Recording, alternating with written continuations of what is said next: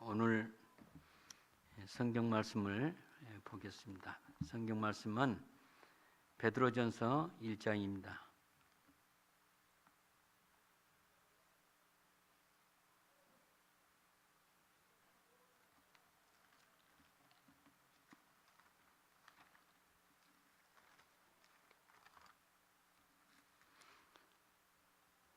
베드로전서 1장 1절에서 2절을 우리 같이 한 목소리로 읽겠습니다.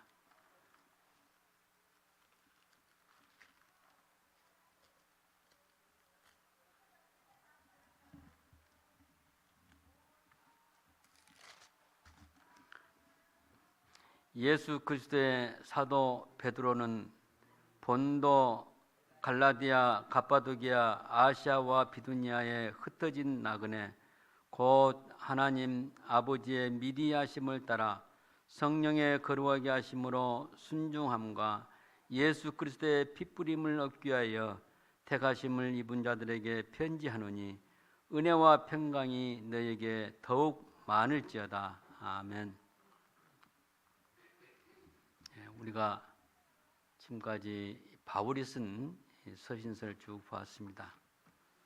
순서적으로 한다면 디모데전서, 디모데후서, 또 디도서, 빌레몬서, 또 히브리서, 야고보서 이렇게 쭉 나가야겠지만은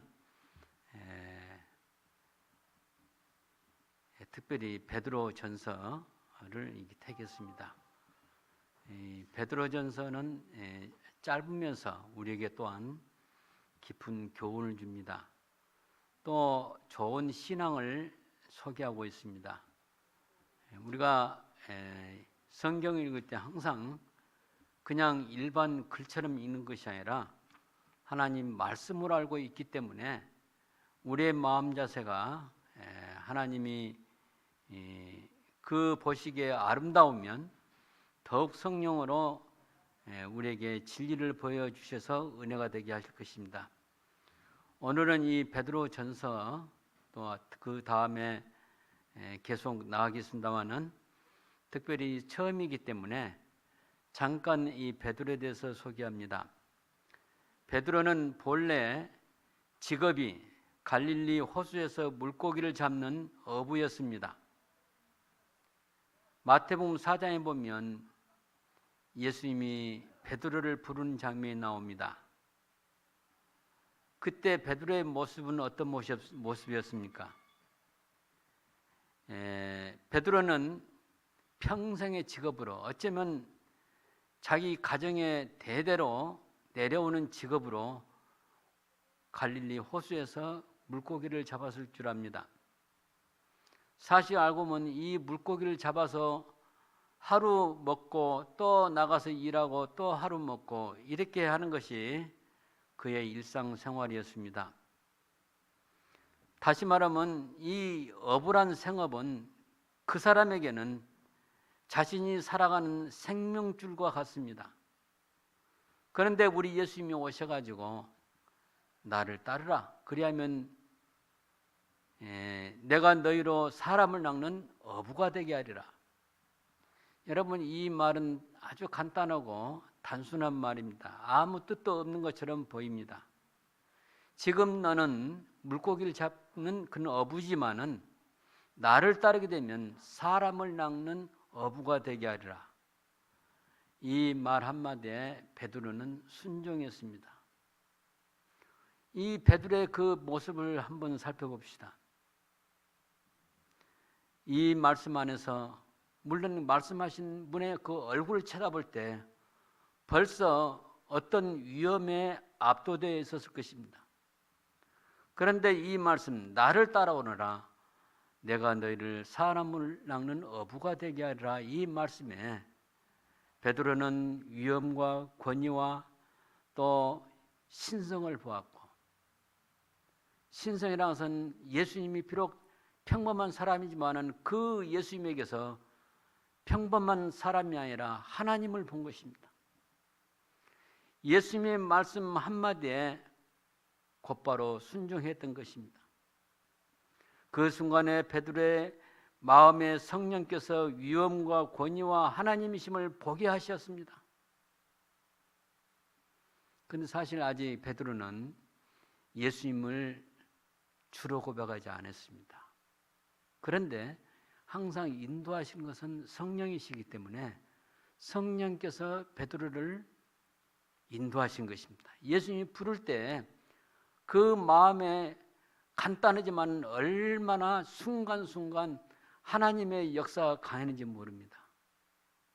우리 예수님을 처음에 보았을 때 그 보는 순간에 눈에서는 새로운 안목이 있었을 것이며, 나를 따라오너라, 내가 너를 사람을 낳는 어부가 되게 하라, 그 말씀했을 때 그 말씀 안에 어떤 하나님의 놀라운 역사가 성령을 통해서 일어났을 것입니다.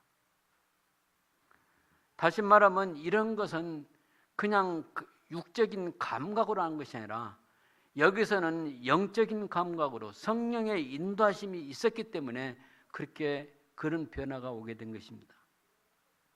성령의 비침이 없이는 예수님을 볼 수 없기 때문입니다. 오늘 우리가 주 예수님이 함께 하시는 현장에 있음에도 마찬가지입니다. 오늘 이 자리에 우리가 앉아 있는데 우리 예수님의 얼굴을 볼 수 없습니다. 그러나 하나님의 영이시니 우리와 함께 하십니다. 하나님이 영이시기 때문에 그 영으로, 성령으로 함께 하시고 우리 예수님이 우리 마음속에 계셔서 함께 하십니다. 저와 여러분이 이 예배 장소에 왔지만은 주님이 함께 하시고 또 우리 일상생활에서 성령을 하여금 주 예수님의 임재를 경험하면서 살고 있습니다. 경험하면서 하루하루를 보내게 되는 것은 하나님의 특별한 은혜가 주어졌기 때문입니다. 여러분, 주위에 얼마나 사람이 많습니까? 우리가 날마다 일하는 현장에도 오면 많은 사람을 접촉합니다. 또 우리가 사는 그 주택에 아니면 아파트에 주변 수많은 사람이 살고 있습니다. 겉으로는 평범한 똑같은 사람으로 보입니다. 그러나 하나님이 함께한 사람과 하나님이 없는 사람으로 구별됩니다. 그런 의미에서 우리에게는 하나님의 특별한 은혜가 주어졌습니다.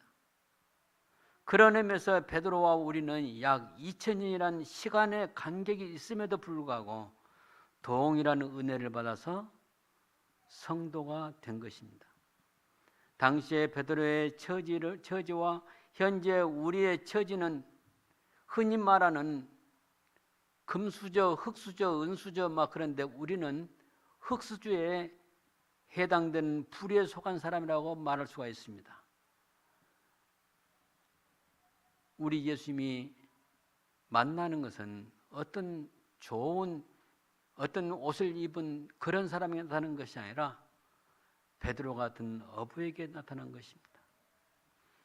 또 우리를 볼 때 바울이 말한 것처럼 너희는 지식이 많지 않고 또 세상에서 가장 버림받은 사람 중에 한 사람인데 하나님의 은혜가 나타났다고 고린도전서 1장에 말하고 있습니다. 너희를 택하신 바라. 모두가 다 다른 사람 비교해서 더 나은 것이 없다. 그렇지만 하나님께서 미련한 자를 택해서 그 지식인 자를 부끄럽게 하신다고 그렇게 말했습니다. 사랑하는 성도 여러분, 그러므로 오늘 우리는 이 세상에 속한 한 존재가 아니요 하나님 나라에 속한 천국 백성을 잊어서는 안 될 것입니다. 오늘부터 시작되는 이 베드로 서신을 통해서 저와 함께 은혜의 산책을 해 나가길 바랍니다. 이제 출발입니다. 이제 베드로서 1장 1절부터 2절에 지금 발을 디뎠습니다. 앞으로 베드로전서를 또 베드로 후서를 우리가 보면서 여러분에게 은혜가 있길 바랍니다. 자, 먼저 베드로의 이름에 대해서 생각해 보고자 합니다. 베드로의 이름은 원래 이름은 시몬이었습니다. 영어로는 사이몬이라고 하죠. 시몬이었습니다. 베드로가 예수님의 부름을 받을 당시에는 이름이 시몬이었어요. 시몬은 부모가 지어준 아명에 해당됩니다. 이 시몬은 가이사라 빌립보 지역에서 예수님을 메시아로 고백함으로 이름이 바뀌어졌는데, 그때 예수님께서 새로 지은 이름이 베드로라. 어디가 나오냐면 마태복음 16장 18절에 나옵니다. 바요나 시몬아 네가 복이 있도다. 이를 내게 알게 하신 것은 하늘에 계신 내 아버지이시라. 그러면서 이제부터 내 이름을 시몬 하지 말고 베드로라 하라. 베드로는 바로 무엇이냐면 영어 성경에는 락이라고 나옵니다. 이 바위란 뜻이에요. 바위. 우리말 성경에는 반석으로 번역됩니다. 이 반석은 어떤 의미냐면 그 반석 위에 집을 지을 수 있기 때문에 기초가 된다는 그런 의미도 있습니다. 이 베드로는 성경에 일반적으로 베드로라는 이름으로 많이 기록되고 있습니다. 그런데 어떤 부분에 가보면 게바라는 이름이 나옵니다. 게바. 이 베드로는 헬라어에 해당된 것으로 바위란 뜻을 가지고 있고, 게바는 아람어의 이 발음으로 바위란 뜻을 가지고 있습니다. 여러분 성경에 보면 이름이 바뀌어진 사람 몇 사람이 나와요. 다 말할 수는 없지만은 아브라함과 야곱을 우리가 생각할 수 있습니다. 아브라함이라는 뜻은 원래 지위가 높은 아버지다, 그 뜻입니다.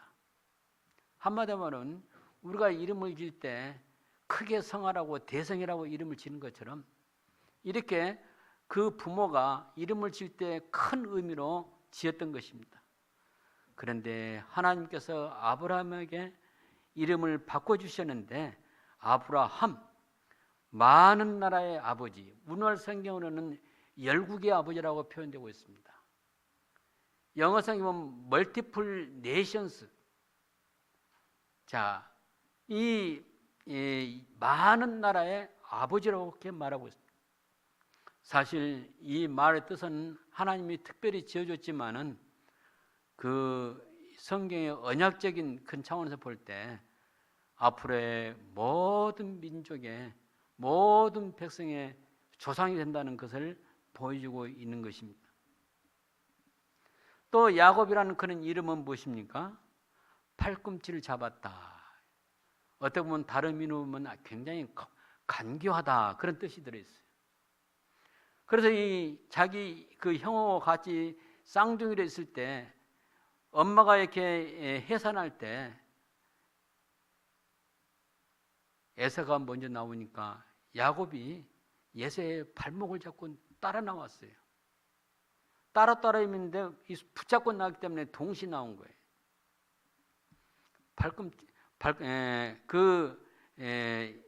야곱이라는 이름은 팔꿈치를 붙잡았다, 그런 의미가 되는 것이죠. 그런데 나중에 야곱은 어떻게 이름이 바뀌었습니까? 이스라엘로 바뀌었습니다. 그 이스라엘은 하나님과 겨루어서 이겼다, 그 뜻이에요. 언제 바뀌었습니까?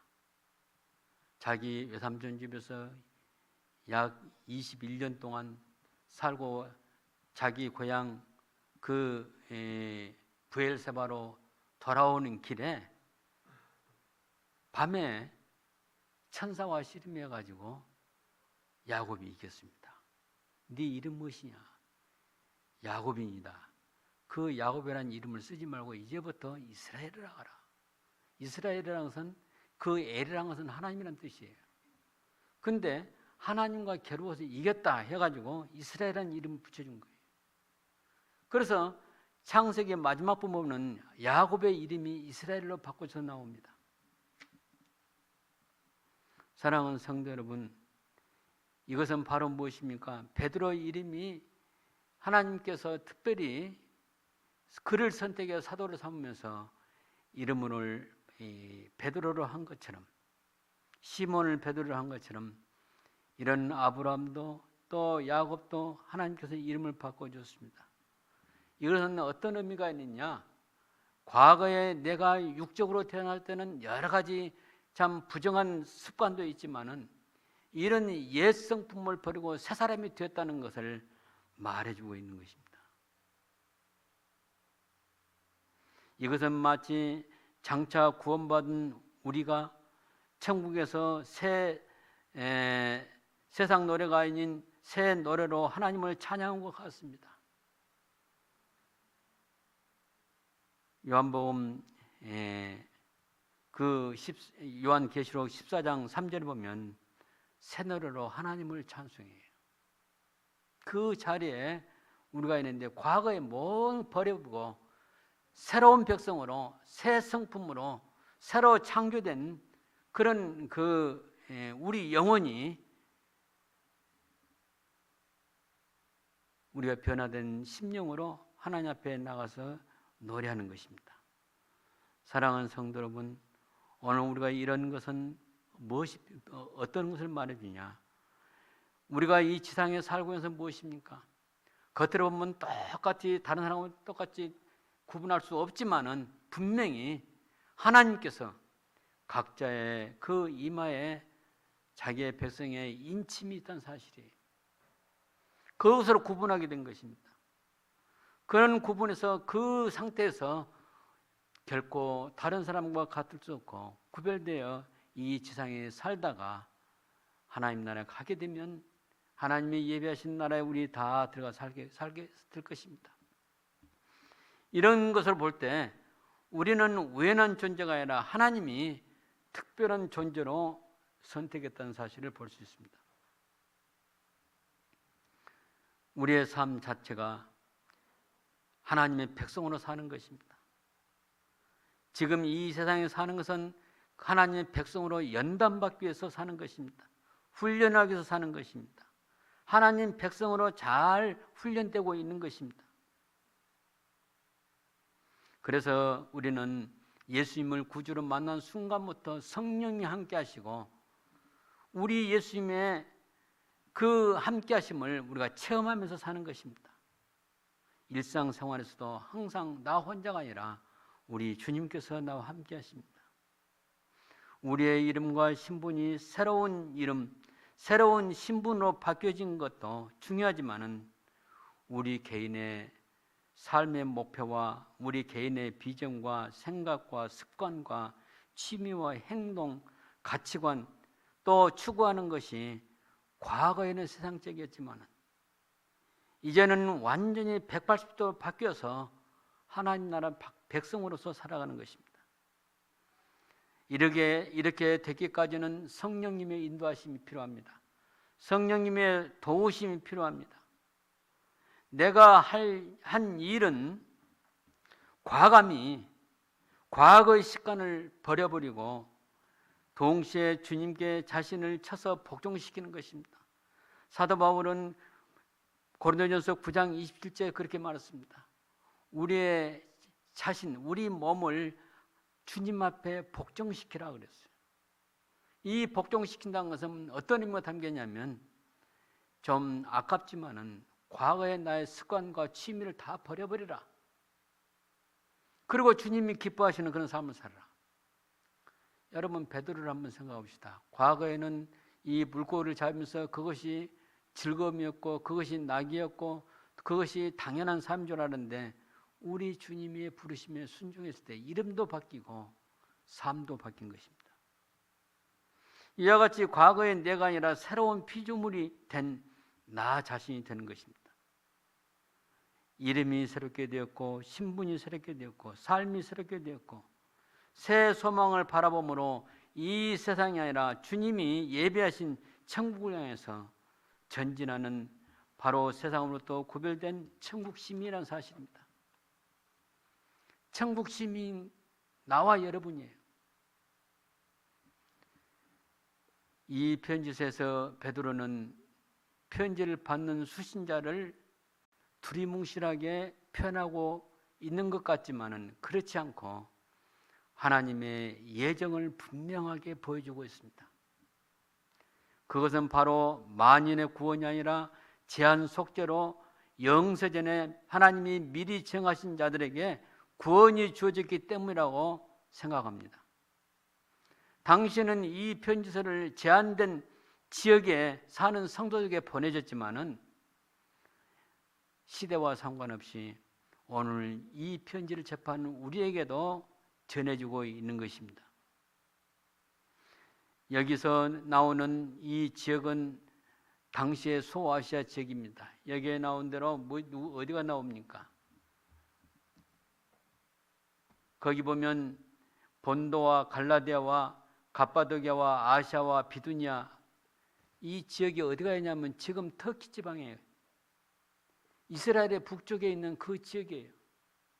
어쩌면 처음에는 그 지역을 향해서 쓰여진 서신이지만은 하나님께서 정경화시킬 때 이 베드로전서를 성경에 포함시켰다는 것은 바로 오늘 이 성경을 대한 우리에게도 전파되기 위해서 그렇게 된 것입니다. 다시 말하면 이 성경이 있는 모든 독자들에게 주어진 것이고 이 독자들은 다 똑같은 수신자가 된 것입니다. 자, 여기서 다시 말하면 무엇입니까?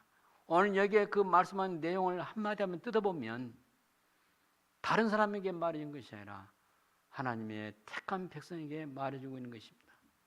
우리 다시 한번 그 본문을 보게 되면 곧 하나님 아버지의 미리 아심을 따라 성령의 거룩하게 하심으로 순종함과 예수 그리스도의 피뿌림을 얻기 위하여 택하심을 입은 자들에게 이렇게 말하고 있습니다. 베드로는 지상 성도를 나그네를 표현합니다. 베드로전서 1장 1절에도 나그네란 말이 있고 1장 17절에도 나그네란 말이 있고 2장 11절에도 행인 같은 나그네다 이렇게 말하고 있습니다. 이 베드로는 독특한 어법이에요. 우리 신자들 나그네를 표현한 거예요. 베드로는 모든 성도가 천국을 향해서 계속 걸어가는 여행객으로 보는 것입니다. 이 말은 무엇입니까? 이 지상이 바로 우리가 영원히 거할 처소가 아니라는 것을 말해주고 있어요. 여러분 각자의 인생을 보면 어디서 태어났습니까? 그 태어나고 계속 있는 거 아니죠. 또 자라가면서 개인의 형편에 따라서 이사도 많이 갔을 것입니다. 그러다가 지금 현재 우리가 이 LA 쪽에 지금 와 있는 것입니다.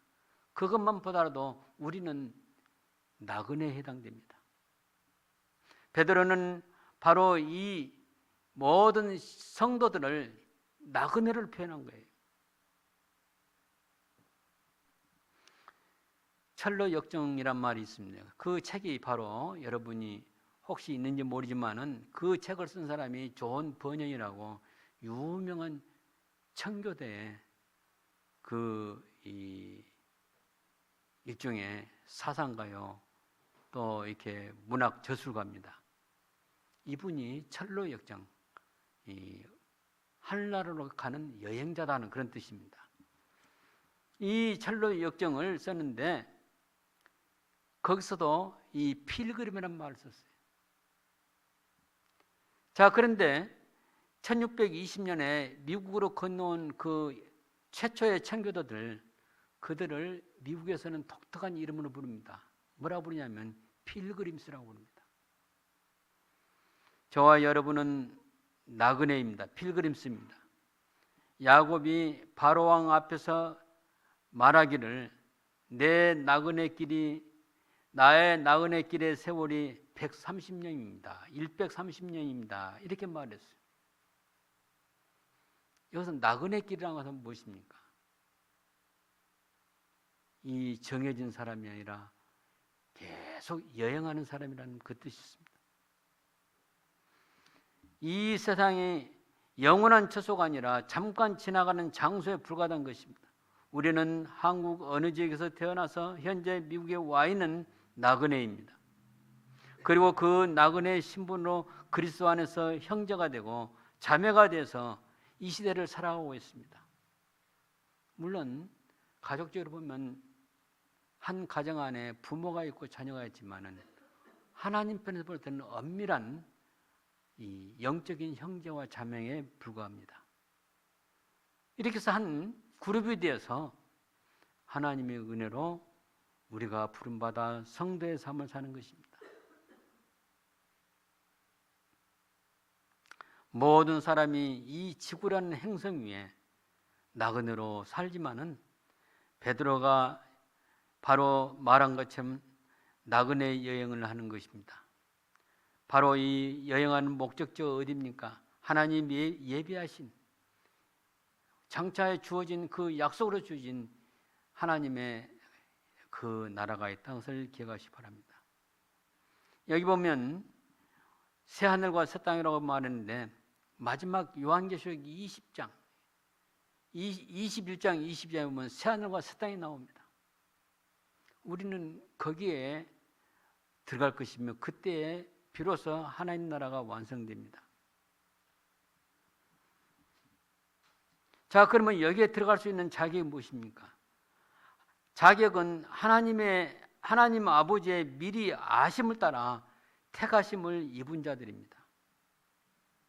나그네로 부르심을 받기 위해서 첫째가 하나님의 미리 아신 사람이며, 둘째는 하나님의 부르심에 성령의 거룩하게 하심과 인도하심을 통해서 순종하며, 셋째는 예수님의 핏부림을 얻기 위해서 선택을 받아야 하는 것입니다. 그 말씀이 여기 2절 말씀에 다 들어있어요. 이 베드로는 복음을 정확하게 간단하게 설명하고 있습니다. 아무나 해당된 것이 아니라 하나님이 미리 아신 자로 성령의 거룩게 하심으로 예수님의 핏부림을 받기 위한 것인데, 그렇게 해서 택한 자들이다 이렇게 말하고 있습니다. 우리 예수님께서 말씀하셔서 여기에 적용해 봅니다. 우리 예수님이 요한복음 10장 27절에 이런 말씀이 있습니다. 내 양은 내 음성을 들으며 나는 저희를 알며 저희는 나를 따르느니라. 자, 여기 보면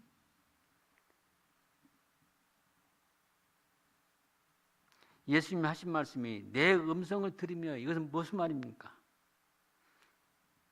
예수님께서 내 양은 내 음성을 들으며 이 성령의 인도에 따라서 주의 말씀을 따른다, 그 뜻이. 나는 저희를 알며, 왜 알게 됩니까? 우리 예수님께서 영원전에 우리를 선택했기 때문에 선택한 자를 아신다 그 말이에요. 그 다음에 저희는 나를 따른다 했는데, 이 따른다는 것은 무엇입니까? 하나님의 부르심에 순종하는 거예요. 그러므로써 주님이 목자가 되시고 우리가 양이 되는 그 관계가 이루어지는 것입니다. 이렇게 말씀하신 것은 그 안에 나그네로 선택받은 성도는 하나님의 선택과 제한 속죄와 성령의 거룩하게 하심과 성령의 인도하심과 더 확대해서 성도들은 주님의 나라에 갈 때까지 주께서 인도하시고 보호하시고 하는 것이 포함되어 있습니다. 우리가 자꾸 말하는 성도의 견인교류가 있죠. 아무에게 주어진 것이 아닙니다. 성도의 견인교류는 바로 무엇입니까? 하나님이 선택하고 부르신 자들입니다. 주님께서 나를 아시는 것은 지상에 있을 때 내가 교회를 위해서 어떤 위대한 업적을 세워서 아는 것이 아닙니다. 어떤 사람은 그렇게 생각했어요. 지금 이렇게 한마디 딱 요약했는데, 내가 지상에서 교회에서 신앙을 잘 지키고 어떤 위대한 일을 했기 때문에 그걸 통해서 우리가 구원받는다고 말하고 있어요. 이것은 바로 내 공로로 구원받는 거였다. 그러나 성경은 분명히 말하기를 우리의 공로로 가는 것이 아니라, 우리의 행함으로 가는 것이 아니라, 우리 하나님의 전능하시고 큰 역사로 말미암아 마치 이스라엘 백성을 애굽에서 가나안 땅에 인도하실 때 하나님의 큰 권능으로 그들을 업어서 인도하신 것처럼, 사실 우리도 그렇게 하나님이 인도하시고 구원하신 것입니다. 우리 행위로 받는 거 아니에요.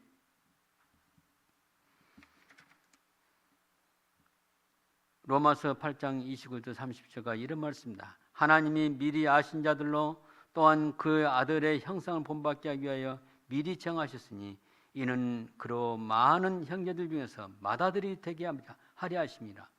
또 미리 정하신 그들을 또한 부르시고 부르신 그들을 또한 의롭게 하시고 의롭다 하신 그들을 또한 영화롭게 하시니라. 여기까지 우리 다시 한번 생각해 보겠습니다. 이 말씀이 어떤 의미를 가지고 있냐? 우리가 구원된 것은 첫째, 하나님의 은혜로 구원됐다. 그 하나님의 은혜 안에 무엇이 포함되냐면 미리 정하시고 또 정한 그들을 부르시고 부르신 그들을 의롭게 하시고 또 의롭게 하는 그들을 영화롭게 하는 것이 바로 하나님의 은혜란 거예요.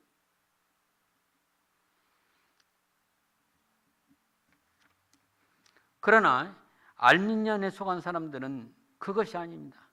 지상에서 어떤 공을 세워야 하고 그 상으로 구원된다고 말하고 있어요. 이건 아주 잘못된 거예요. 여러분 그 토기장이 비고 나오죠. 로마서에 보면 토기장이 비우면요, 토기를 만드는 사람의 주권으로 토기를 만드는데 어떤 그릇은 이렇게 쓰고 어떤 그릇은 또 이렇게 쓰고 또 어떤 것은 저렇게 쓰고, 그래서 어떤 그릇은 꽃병이 될 수 있는 것이고 어떤 그릇은 황금을 담는 그런 그릇이 될 수 있는 것이고 또 어떤 그릇은 천하게 쓸 그릇이 되는 것입니다. 이것은 창조자, 그릇을 만든 사람은 하나님을 의미할 수가 있는데 창조자의 주권으로 된다는 것을 보여주고 있습니다. 우리 개혁신앙은 바로 무엇을 말합니까? 개혁신앙은 선택된 우리를 성령께서 거룩하게 하시고 예수 그리스도의 핏부림을 얻게 하심으로 우리가 속죄가 되고 우리가 깨끗하게 되고 거룩하게 되고, 그래서 그때부터 하나님은 특별 관리하셔서 하나님 나라 들어갈 때까지 인도하시다는 사실입니다. 오늘 우리 주보에 나오는 에스겔서 36장 말씀을 겸해서 말씀드립니다. 하나님께서 미리 정하시고 선택된 사람에게 새 영을 두고 새 마음을 주며 굳은 마음을 제하시고 부드러운 마음을 주시며 맑은 물로 뿌려서 정결케 쓰시며 우상 숭배와 모든 더러운 것을 깨끗하게 하셔서 주의 말씀을 순종하게 하심으로 그 사람을 예배된 하나님 나라에 들어가게 하신다는 사실이, 이것이 바로 복음입니다. 이 참 맑은 물은 바로 예수님의 보혈이라고 생각됩니다. 우리 안에 새 영을 주시고 성령을 주시고, 먼저 성령을 보내셔서 이미 십자가에서 이루신 십자가의 사건, 보혈을 흘리신 그 사건을 그 마음속에 뿌리게 하시고, 그 다음에 우리 마음속에 모든 옛날에 그 사탄과 함께할 때 우리가 거듭나기 전에 했던 여러 가지 굳은 마음을 제하고 우리가 과거에 실수로 우상숭배했던 그런 습관을 완전히 깨끗하게 하시고 또 모든 더러운 생활, 이런 생활에서 깨끗게 하사 우리로 하여금 바로 하나님 말씀을 이렇게 새롭게 순종하게 하시고, 그런 다음에 천국 시민으로서 주님이 우리를 인도하신다는 사실을 말합니다. 오늘 이런 은혜가 바로 저와 여러분에게 주어지길 바랍니다. 우리 주에 보면 이런 것이 아니라 어떤 다른 말로서 여러 가지 말하는 경우가 있는데, 특별히 구원의 관계에서는 하나님의 은혜가 주어있는 사실에 여러분 마음속 깊이 간직하시기 바랍니다. 우리 기도하시겠습니다.